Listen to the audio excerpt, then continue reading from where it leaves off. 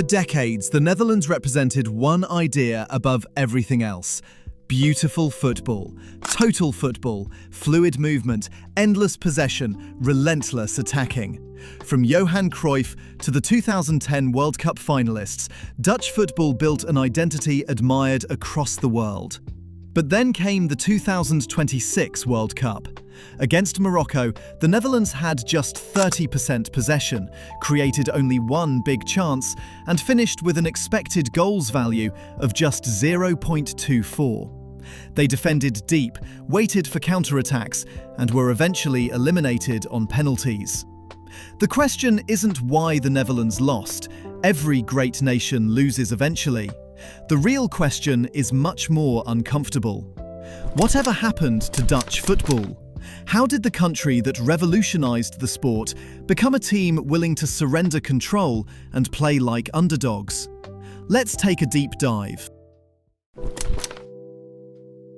Long before tiki-taka, positional play, or gegenpressing became football buzzwords, there was total football. Developed by Rinus Michels and perfected by Johan Cruyff, it transformed football forever. Every player could rotate positions. Defenders became midfielders. Forwards became creators. The ball moved constantly, and so did the players. It wasn't simply about attacking.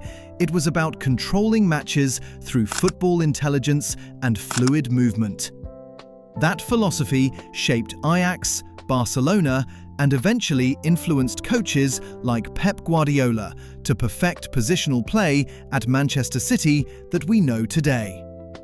Even the Dutch teams that reached the 2010 World Cup final and the 2014 World Cup semi-final still carried traces of that DNA, although both Bert van Marwijk and Louis van Gaal had already introduced more pragmatic elements. The Netherlands never stopped believing in football intelligence. They simply started valuing efficiency more than beauty. Against Morocco, however, pragmatism turned into passivity. The numbers tell the story. Morocco dominated possession with around 70%, produced an XG of approximately 1.38 compared to the Netherlands' 0.24, and consistently pinned the Dutch inside their own half. Ronald Koeman lined up in a 3-4-2-1 that often became a back five without the ball, rather than their 4-2-3-1 usual formation. Mickey van der Ven, naturally a centre-back, frequently defended wide as a fullback. With this approach, Ryan Gravenberch and Frenkie de Jong are left in the middle. They tried to progress possession, but the midfield lacked a genuine ball-winning presence capable of winning physical duels. As a result, Morocco wins more ground duels. Even Tijani Reinders remained on the bench, despite offering another progressive passing option to create a midfield trio.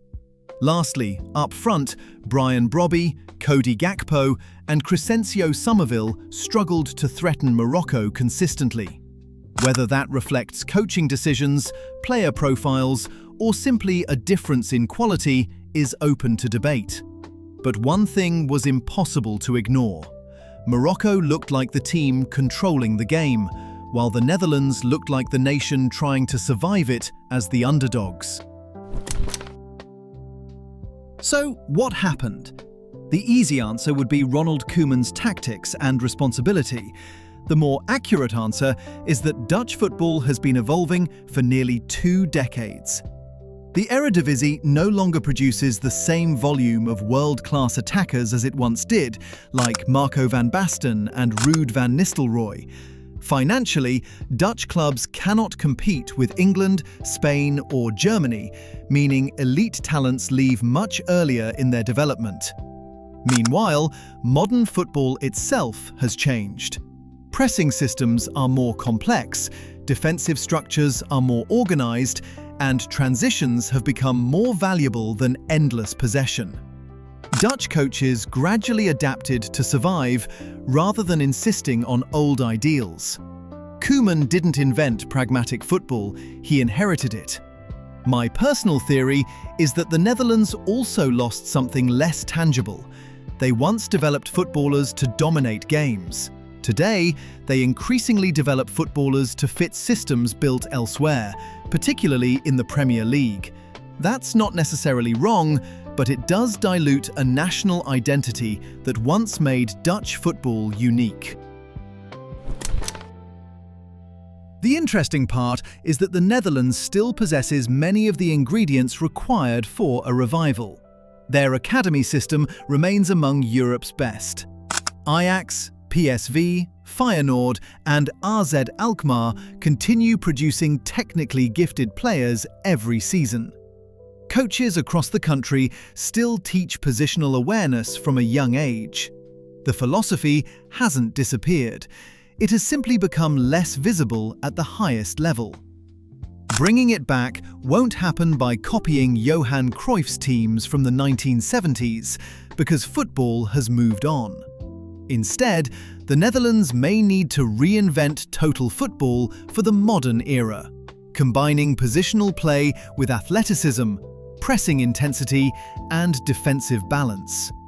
It also needs some talented coaches with strong football concepts. Meanwhile, today, Dutch coaches that are available do not have good qualities enough to reinvent total football. In other words, don't become the old Netherlands again. Become the next Netherlands. Perhaps Morocco didn't eliminate the Netherlands. Perhaps they exposed an identity crisis that had been growing for years. Losing on penalties can happen to anyone. Playing like a nation afraid to impose itself feels far more concerning. The Netherlands has always produced intelligent footballers, but today's squad simply doesn't have the same level of world-class talent as previous generations, especially in midfield and attack. There was a time when Dutch teams could rely on players like Arjen Robben, Robin van Persie, Wesley Sneijder and Johan Cruyff to decide games. Today, Cody Gakpo, Memphis Depay, Ryan Gravenberch and even Frenkie de Jong are good players, but very few consistently rank among the very best in their positions. That's not an insult, it's the reality of where Dutch football stands today. The challenge now isn't just deciding what kind of football they actually want to play, but also finding and developing the next generation of better players, capable of bringing that identity back. Maybe this defeat will become the wake-up call Dutch football needs, or maybe pragmatism is simply the price of competing in modern football. But what do you think? Should the Netherlands return to attacking football, even if it means taking more risks? Or is Ronald Koeman right to prioritise results over philosophy? Let me know in the comments. And if you enjoy football documentaries that explore the deeper stories behind the game, don't forget to like, subscribe, and join us for the next episode.